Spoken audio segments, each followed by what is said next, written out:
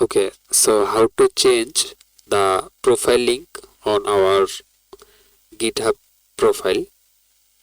So for changing the link, first of all we need to sign in on our GitHub.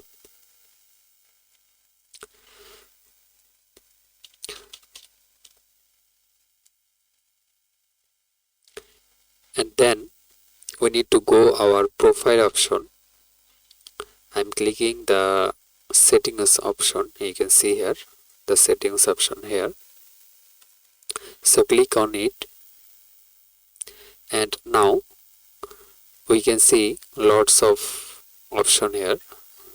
So for changing the URL, we need to go the account option,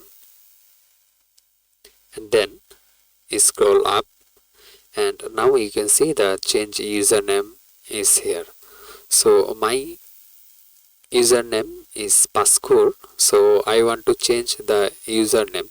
So clicking here,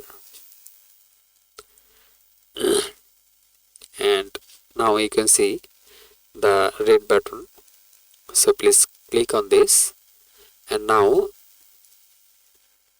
I wanna give the URL top WordPress and change my username. So click on this button, and my account has been renamed successful. So view settings, and you can see the top WordPress is here. So thank you.